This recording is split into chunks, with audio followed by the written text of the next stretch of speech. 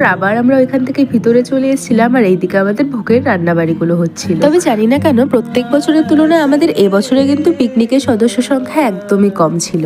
আর যাই হোক, এরপরে যেহেতু এত সুন্দর মিষ্টি একটা রোদ উঠেছিল, নিজেকে আর বেশিক্ষণ থামিয়ে না রেখে বেশ কটা ছবি তুলে নিলাম। রাজবাড়ির এই কর্নারটা দেখে না একদম বাংলা সিরিয়ালের বাড়িগুলোর মতো মনে হচ্ছিল, এত সুন্দর। এই দেখো, আমাদের এত ঘোরাঘুরির মাঝে ভোগের সব রান্না সম্পন্ন হয়ে গেছে আর আমাদের গিরিধারী আর সবার বাড়ির গোপালকে বাইরে নিয়ে এসে আসনে বসিয়ে দেওয়া হয়েছে।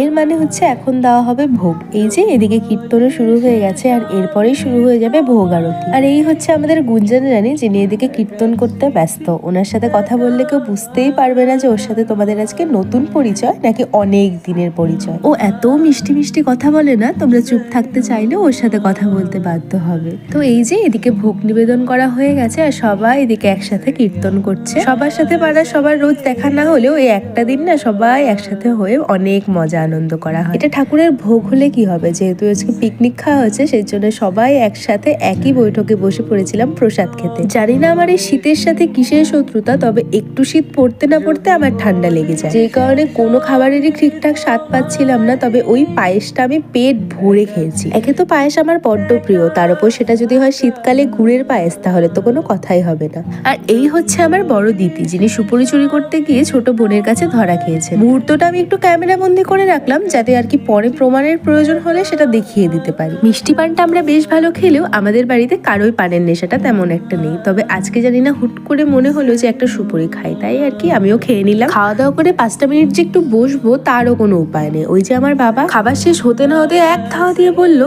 উঠে পর গাড়িতে, চলে যা বাড়িতে। কি করি বলো তো? আজকে ভিডিওটা এতটুকু নিয়ে রাখি, টাটা।